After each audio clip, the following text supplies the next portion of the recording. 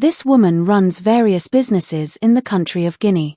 Recently, she spoke about the difficult journey she went through while working with Baltasar Engonga, who even asked her to sleep with him. However, she ended up refusing Baltasar. Listen to how this woman tells her story. My name is Lin Zhang, and I am a businesswoman from China working in Equatorial Guinea. I came here 5 years ago to manage a construction and import-export business.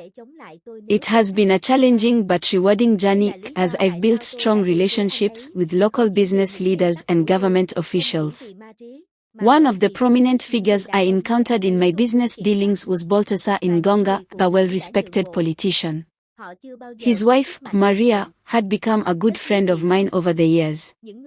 She was a kind and intelligent woman, and we often spent time together discussing business, family, and life in general. One evening, I was invited to a private business gathering at a luxurious hotel in Malabo. The event was filled with influential people, including politicians and business elites. I had expected a professional atmosphere, but I noticed early on that Baltasar was paying me unusual attention. Throughout the evening, he would find ways to sit next to me, engage me in private conversations, and compliment my beauty and success. I brushed it off as friendly admiration, but as the night progressed, he became more direct. As the event was winding down, he approached me privately and said, "Lin, you are an extraordinary woman. I admire your intelligence and strength. I want to be closer to you, in a personal way."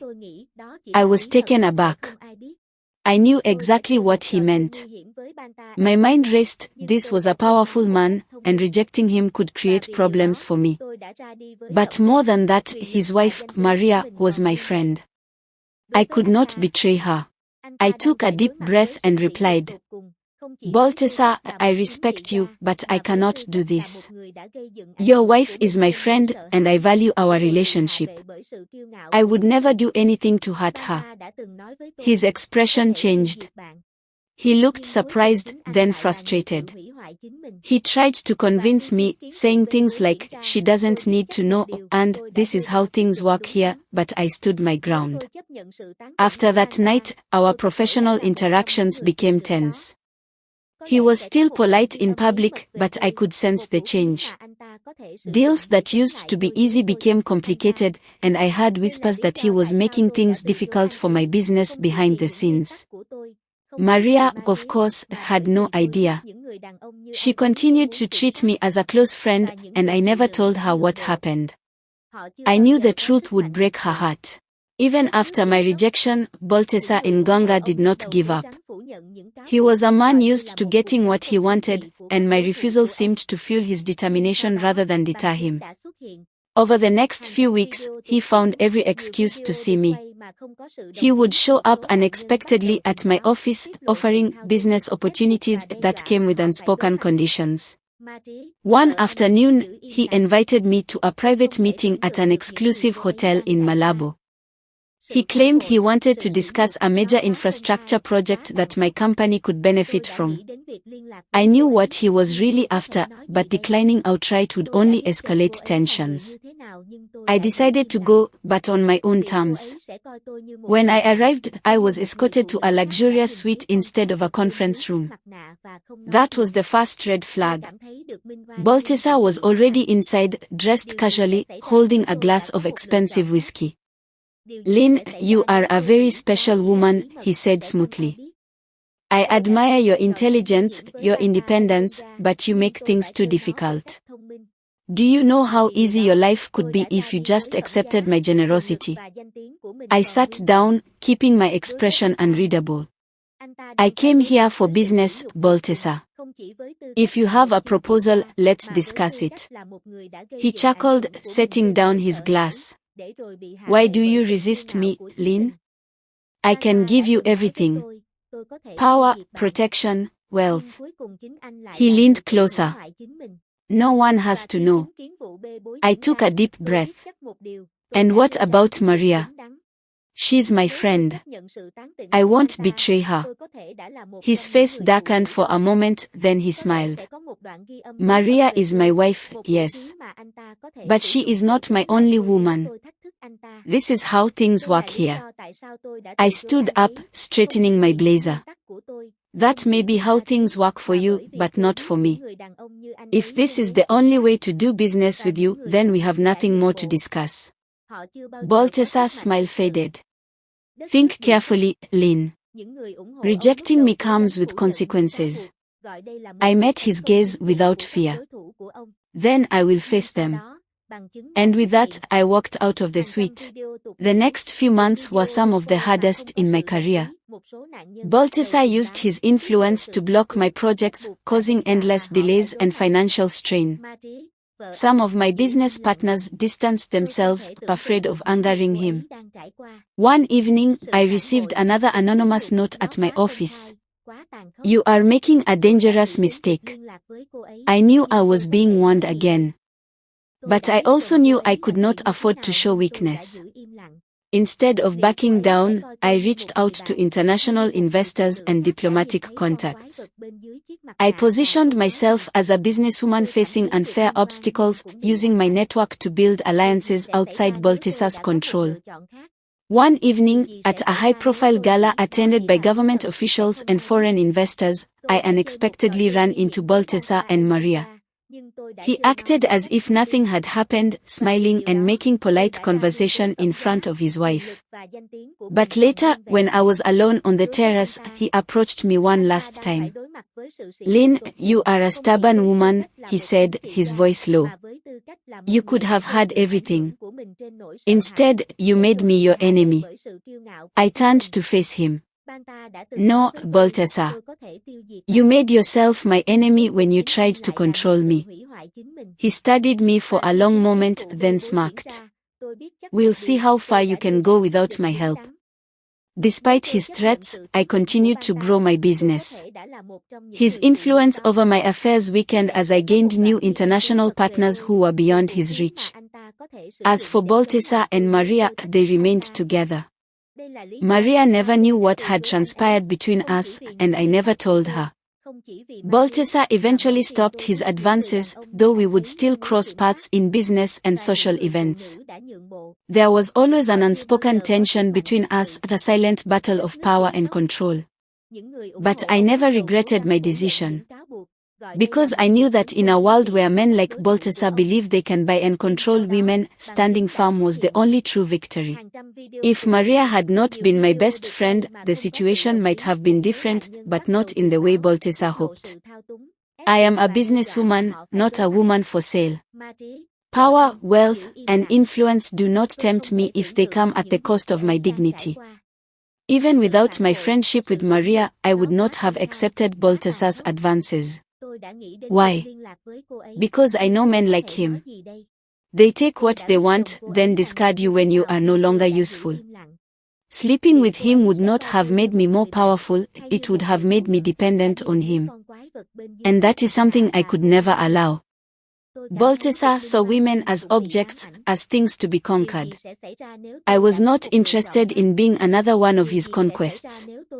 I built my success with my own intelligence and hard work, and I would never trade that for a temporary advantage that could be taken away the moment he lost interest. So, the answer is no. Whether Maria was my best friend or a stranger, my decision would remain the same. My power comes from my independence, and no man, no matter how influential, could ever take that away from me. I didn't want to sleep with Baltasar, even though he promised to keep it a secret, because I knew that secrecy was an illusion. In a world of power and influence, nothing stays hidden forever. Men like Baltasar make promises when they want something, but once they get it, the rules change. Maybe he would have kept it a secret for a while, but eventually, the truth would come out, whether through his own arrogance, a careless sleep, or someone else discovering it. And when that happened, I would be the one to suffer the consequences. More importantly, I have my own principles. I am a businesswoman, not a mistress. Sleeping with a man for business advantages would mean giving him power over me. If he could buy my loyalty once, he would always think he could control me. That is a dangerous position for any woman, especially in a country where power dynamics favor men like him. Besides, I didn't respect him. He was married, he had no loyalty to his wife, and he thought he could manipulate me just because I was a woman. Even if he kept it a secret, I would know the truth. And I refused to betray myself just to make my business easier. Baltasar thought everything had a price. I showed him that I was not for sale. After I rejected him again, Baltasar Engonga didn't give up. In fact, he became even more obsessed. I could see it in the way he looked at me whenever we crossed paths at business meetings or social events. It wasn't just attraction anymore, it was a challenge for him. He was a man used to getting what he wanted, and my refusal only made him more determined. One evening, I attended a diplomatic reception hosted by foreign investors. It was an important networking event, and I had to be there. I was speaking with a European business partner when I felt a presence behind me. "Lynn, may I steal you for a moment?" I turned around, and there he was, Baltasar, dressed in an elegant suit, his expression unreadable. I had no choice but to acknowledge him, as people were watching. He led me to a quieter corner of the venue and lowered his voice. "You're making things difficult for yourself, Lynn. You and I both know there's chemistry between us." I sipped my champagne, keeping my face calm. "You're mistaken, Baltasar. What you see as chemistry, I see as harassment." He chuckled, unfazed. "You're a strong woman, I respect that. But why fight something that could benefit you?"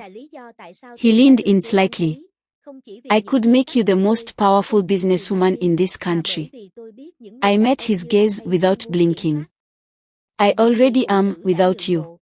His smile faded for a second, replaced by something darker.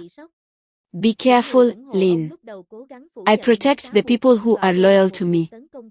But those who defy me," he trailed off, letting the implied threat linger. After that night, the pressure on my business increased. Important permits were delayed for no reason. Some of my suppliers mysteriously backed out of contracts. Even government officials I had good relationships with started distancing themselves. Then came another warning. One evening, I returned home late from a meeting. As I parked my car, I noticed a black SUV idling nearby. I pretended not to see it, but my instincts told me I was being watched. When I reached my front door, I found a small note slipped under it.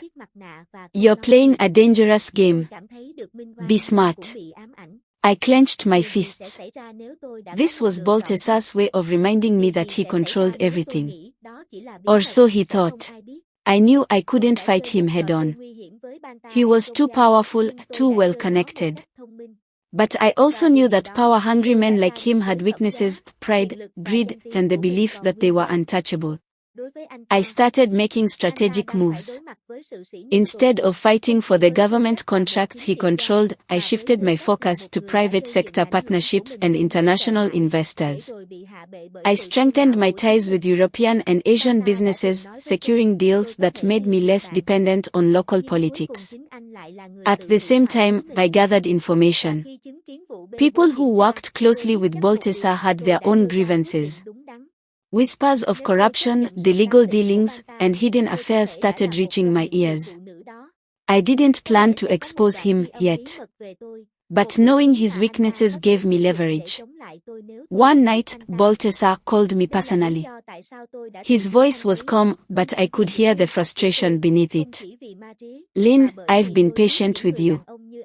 But you're testing my limits." I leaned back in my chair. "And what exactly do you plan to do, Baltasar?" There was silence on the other end. Then, in a slow, deliberate tone, he said, "I can destroy you." I smiled. "Then do it." He wasn't expecting that. He had expected fear, compliance. But I had nothing to lose. If he destroyed my business, I had international connections to rebuild elsewhere. If he tried to ruin my reputation, I had enough information to ruin his too. For the first time, I had hesitation in his voice. "You're a difficult woman, Lynn." I laughed softly. "And that's exactly why you want me, isn't it?"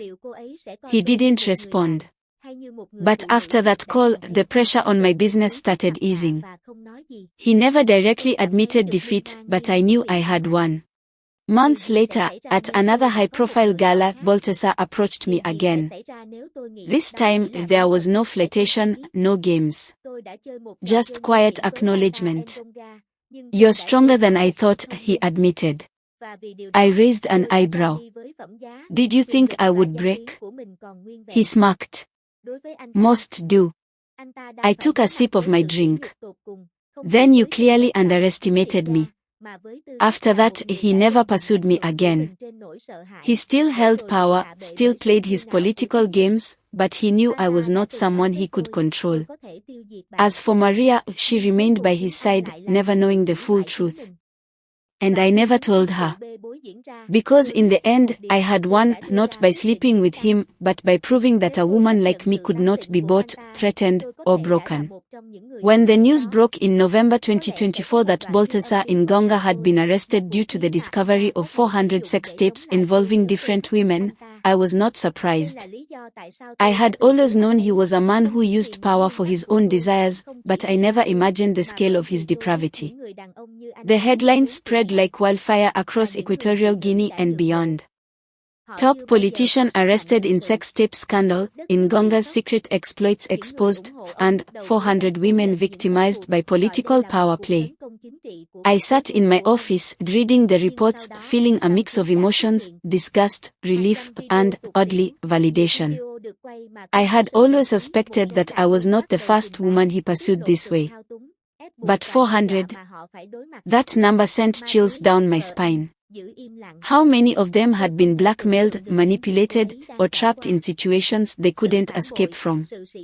Had I accepted Baltasar's advances, I could have been one of those women.